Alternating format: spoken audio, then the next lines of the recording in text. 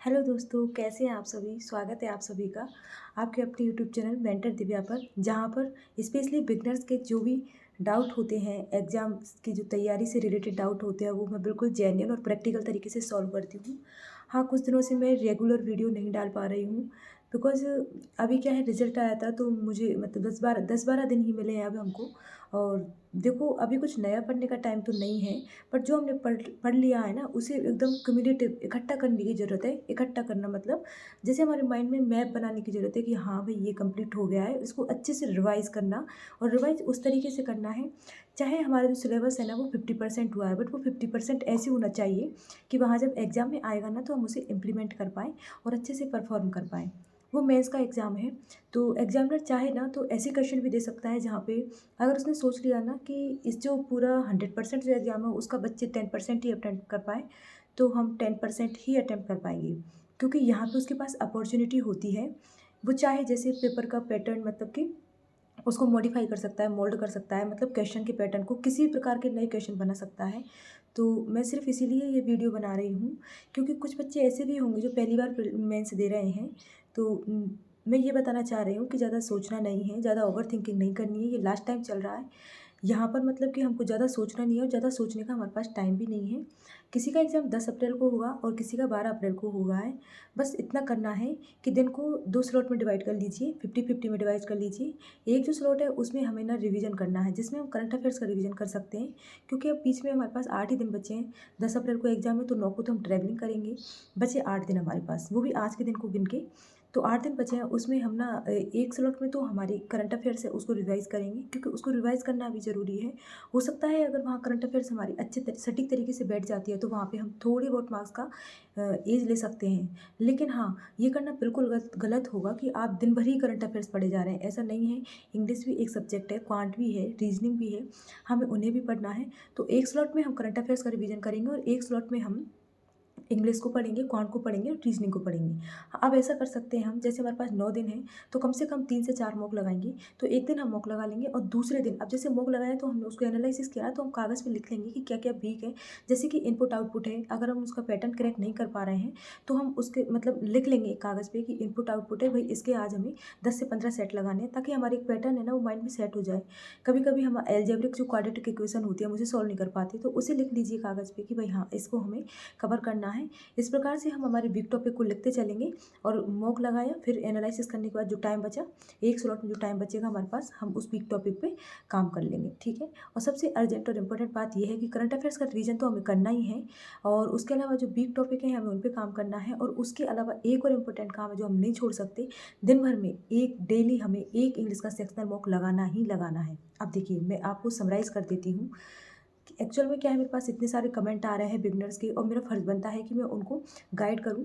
तो इसलिए मैं इस वीडियो को आज बना देती हूँ, और हो सकता है दोस्तों कि एग्ज़ाम तक मैं शायद एक आध वीडियो ही और अपलोड कर पाऊँ, है ना। तो मैं इसमें आपके ओवरऑल डाउट ले रही हूँ। डाउट नंबर 1 ये है कि दिन भर में एक इंग्लिश का सेक्शनल मॉक लगाना ही है, आप कैसे भी टाइम निकालिए वो लगाना ही लगाना है। दूसरी बात, इंपॉर्टेंट बात यह है, करंट अफेयर्स को इग्नोर नहीं करना है। उसके रिवीजन के लिए आपको 3 से 4 घंटे एटलीस्ट देने ही देने हैं। उसके बाद आपका दिन का जो टाइम बचा है उसमें आप या तो सेक्शनल मेंस का कोई भी सेक्शनल मॉक लगा लीजिए, या तो रीजनिंग का या क्वांट का, या फिर आप आज फुल लेंथ मॉक लगा लिए, कल एनालिसिस कर लीजिए। ऐसे करके हमारा शेड्यूल होना चाहिए, जिससे क्या है, पूरे 9 दिन हमारे बहुत अच्छे से यूटिलाइज हो जाएंगे, ठीक है। अब दूसरी इम्पोर्टेंट बात ये है कि आज रिजल्ट आने वाला है। तो किसी का IBPS क्लर्क का आने वाला है, किसी का PO का आने वाला है, किसी का दोनों का आने वाला है। तो देखिए, दोनों ही तरह के स्टूडेंट होंगे आज। किसी का क्वालिफाई होगा तो उनके लिए एडवांस में कॉन्ग्रेचुलेसन्स, और हो सकता है किसी कारणवश किसी का क्वालिफाई नहीं होता है, तो अपने आप को देखिए, बहुत बुरा लगेगा अगर हम 10-15 नंबर के मार्जिन से रह जाते हैं ना, तो उतना बुरा हमें नहीं लगना चाहिए। 10-15 नंबर के मार्जिन का मतलब है कि कहीं ना कहीं हमारी बेसिक कम है, या कहीं ना कहीं तो कमी रही है। क्योंकि इस वजह से हमें मतलब कि हम इतना मार्जिन से रहें, ज़्यादा गैप आने का मतलब यही होता है। तो हम अपने मन को समझा लेते हैं कि चलो प्रिपरेशन में कमी है, तो अगले साल के लिए रेडी हो जाते हैं। तो थोड़ा बहुत मतलब रोना धोना किया और चलो ठीक है, हो गया काम। लेकिन जब हम आधे एक एक नंबर से रह जाते हैं ना, तब बहुत बुरा फील होता है। और बुरा फील होना भी चाहिए, जिस एक एग्ज़ाम के फाइनल रिजल्ट के लिए हम साल भर मेहनत करते हैं, फिर उसमें आधे से एक नंबर से अगर हम मतलब कि हमारा सिलेक्शन छूट जाता है तो बहुत बुरा लगता है। और मैं ये नहीं कह रही हूँ कि रो मत, ये मत करो, वो मत करो, आपका टाइम वेस्ट होगा, आपको पढ़ना है, ये वो, नहीं नहीं नहीं। आप आधे एक नंबर से अगर हम रह जाते हैं ना तो बहुत ही गंदा फील होता है। और बिल्कुल अगर आपको रोना आ रहा है तो बढ़िया से रोइए, 15 मिनट, 20 मिनट, आधे 1 घंटे अच्छे से रो लीजिए, बढ़िया मन हल्का हो जाएगा। बढ़िया गहरी सांस लेना। उसके बाद हमें ये सोचना है कि देखो, जिन चीज़ों को हम बदल सकते हैं, कंट्रोल कर सकते हैं ना, उन्हीं चीज़ों की ज़्यादा टेंशन लेनी चाहिए हमको। और जिन चीज़ों को हम कंट्रोल नहीं कर सकते, बदल नहीं सकते, उन चीज़ों के लिए सिर्फ हम एक्शन ही ले सकते हैं, है ना। हम ज़्यादा टेंशन लेके और चीज़ों को बिगाड़ देंगे, क्योंकि उन्हें हम कंट्रोल भी नहीं कर सकते। ठीक है, आई होप आपको ये बात बहुत अच्छे से समझ में आ गई होगी। तो रिज़ल्ट आ गया है, बाई चांस किसी कारणवश हम क्वालिफाई नहीं हो पाए हैं, तो अब हम उसको ना ही कंट्रोल कर सकते हैं, ना ही बदल सकते हैं। अगर हम बदल सकते हैं तो हमारे आगे आने वाले रिज़ल्ट को बदल सकते हैं।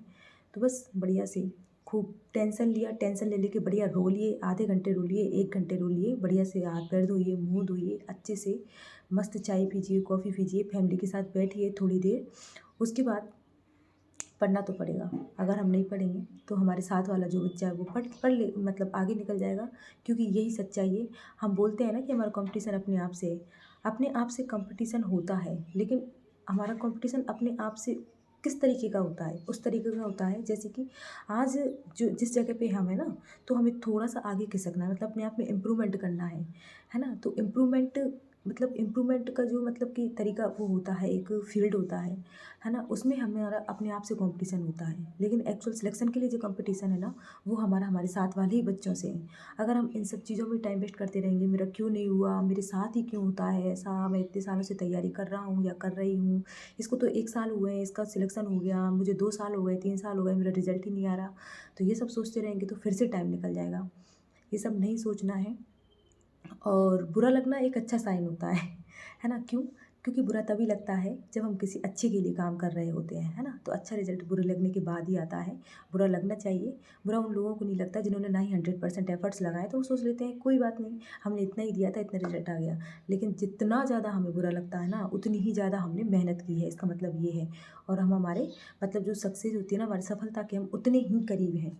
तो इस टाइम हमको बिल्कुल भी नहीं फैलना है, बिल्कुल एकदम डिसिप्लिन में रहना है, कूल रहना है, काम रहना है और अच्छे से तैयारी करनी है। और स्पेशली ये वीडियो मैंने उनके लिए बनाई है जिनका आज रिजल्ट आएगा और किसी भी कारणवश ऐसा नहीं होना चाहिए, बट अगर ऐसा होता है कि नेगेटिव रिजल्ट आता है और आपका मेंस भी है, तो स्पेशली ध्यान रखना, मार्क माई वर्ड्स, बढ़िया रो लीजिए, आधे 1 घंटे मुँह धो लीजिए, चाय कॉफ़ी पी लीजिए। उसके बाद ध्यान रखिए कि ये 9 दिन 8 दिन का रिवीजन, अच्छे से रिवीजन, अच्छे से कंसिस्टेंसी आपका रिजल्ट बदल सकता है। तो ये जो एनर्जी है ना, ये गुस्सा है ना, इसको आप आपकी मतलब पढ़ाई में यूज कीजिए और बढ़िया गुस्से में पढ़ाई कीजिए 7-8 दिन। क्योंकि अगर आप आधे 1 नंबर से रहें, इसका मतलब ये है कि सेल्फ डाउट मत कीजिए। आपकी तैयारी बहुत अच्छी है, आप आधे नंबर से रहें मतलब बहुत ही अच्छी तैयारी है। तो बहुत रिग्रस तरीके से 7-8 दिन फिर से जी जान लगा दीजिए, एनर्जी लगा दीजिए, क्योंकि आपके रिजल्ट बदलने की पूरी संभावना है, समझे आप। लेकिन अगर आप टाइम ख़राब कर दोगे ना, तो आपका आगे वाला रिजल्ट भी ख़राब हो जाएगा। आई होप मैं जो समझाना चाह रही हूँ ना, वो आप समझ गए होंगे।